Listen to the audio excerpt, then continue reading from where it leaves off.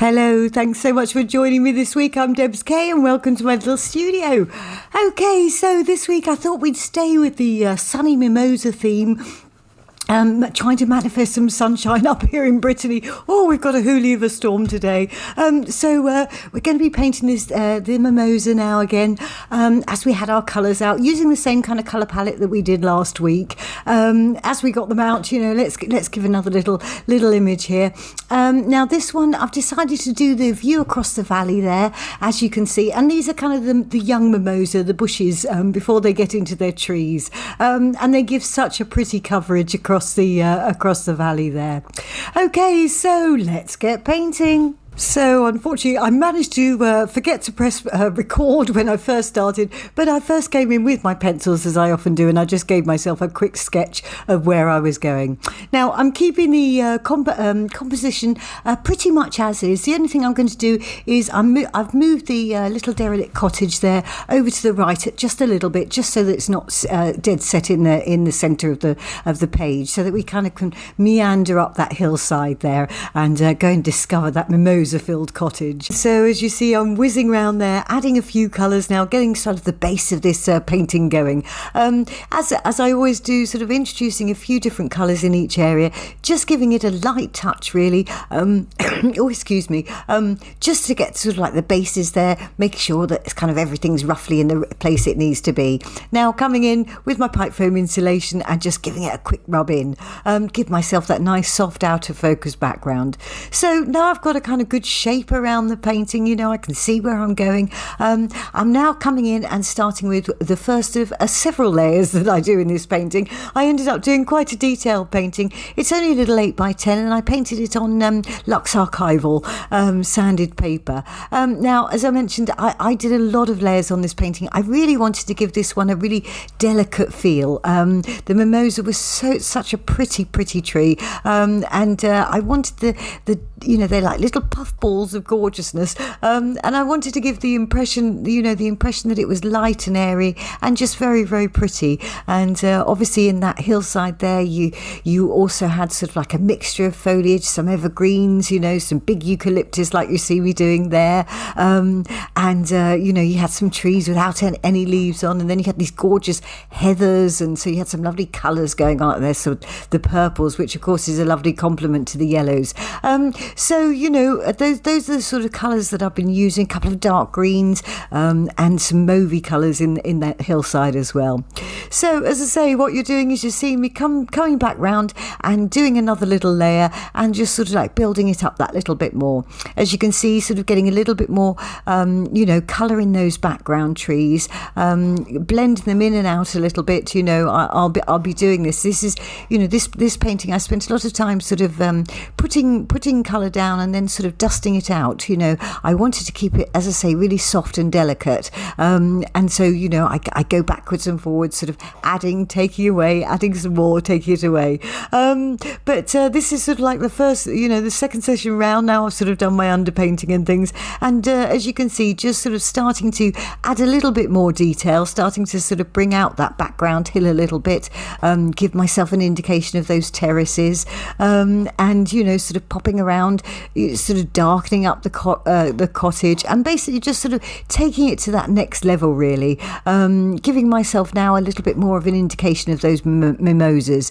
Now as I mentioned last week, yellows can be a little bit tricky, so good idea to keep them as fresh and clean as possible. So I avoid putting any of my purples anywhere near them and things like that, because or else you could end up with it very, very muddy. So as you can see, building up the form of that tree in the front, towards the foreground here, and basically just going around and repeating what I did sort of like initially, but just introducing a few more colours and a few more details at this stage. Really what I'm doing is, sort of finding my balance really, knowing how dark and light things need to be. Now obviously the trees up on the hill and in the background or whatever, we need to push those back, make those feel as if they're in the distance. So I'm using sort of cooler colours there, and that will help push that into the distance. As you come forward, your colours tend to get a little bit warmer, and the further in the distance, they get cooler, and that's what helps you create exaggerating that just a little bit in your, with your colours and things. That's what helps you create, sort of like a realistic, or not realistic, but, sort of a believable landscape, that, it is a hillside and it's in the distance there. So, talking about that, as I'm coming forward there now, you're now seeing me sort of starting to introduce some warmer colour greens. So to bring those, those trees that are in front of those great big eucalyptus at the back, to bring them forward in the picture. Now, please accept my apologies. The video jumped a bit there. I missed a section of the video. Obviously, I was so happy playing with my mimosas that I forgot to press record. But basically, all I did was introduce another couple of yellows, and I softened it down with my kiddie paintbrush, and just sort of blended out and soften those edges and things. And so now what you're seeing me doing is I'm coming back in with that dark green. I need to sort of get some contrast behind those yellows, in between, where all the bushes are, and obviously where I've been rubbing in and whatever. That was looking a little bit wishy-washy. And that contrast of the dark green will help those bring out those yellows, so that hopefully they sing and they're all lively and things. So coming down the sort of painting, just now sort of giving myself an indication of those rocks there in the front, and also that sort of front tree. Now, I'm not hugely fussed in this picture whether, every rock is exactly the same and in the same place and things. But I do want to give a feel of this hillside. This was the view that I was lucky enough to wake up to every morning across the other side of the valley. Wasn't always yellow all through the year, it changed colour, but this was my actual view. So for me personally, I did want it to feel like the view I used to look at. But obviously you can be looser, and you can give the feeling that you want to do. I know I'm going to come back and revisit this painting, as I said with my last week's one, and again I want to make it bigger and perhaps more expressive, and sweeping strokes and things. But for this year, I've sort of like concentrated more on a delicate feel, and a pretty painting. But I think that was one of the first things I said to my husband when we moved there and saw the mimosa for the first time. I just looked at him and said, "Oh, aren't they so pretty?" And I suppose that's the feeling that for me personally I wanted to create from this painting, was that pretty delicateness. So as you saw, basically I'm coming round and repeating the process again. As you can see, that last layer that gave me a little bit more, information, built it up that little bit more. And as you can see, every now and again, as I just did then, going around with my kiddie paintbrush, again just softening down in areas. Now I'm not worried about sort of blending and softening at this stage. That's what I personally want to create that soft feel. So that's all good, and it clears the tooth, and it lets me, it's going to enable me as I get on in the painting to put little areas of detail in which I really want to do.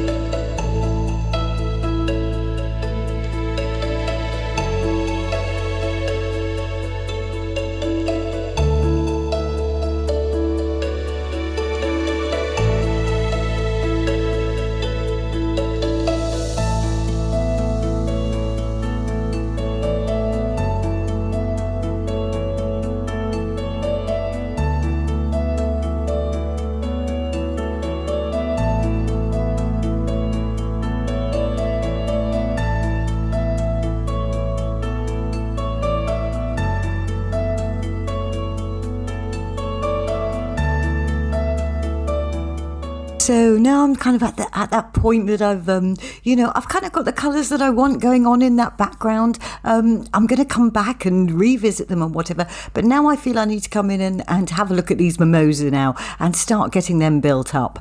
I need to start, giving them some form and also, some of that richness of colour that I want in there. And, getting a good basis of these down now, it's going to, then inform me what I do with the rest of the background. And as you can see in the mimosas, I'm using a few different sort of strokes there, so like little delicate ones on the sort of like towards the edges. And then in places, I'm just sort of sweeping my pastel across the paper.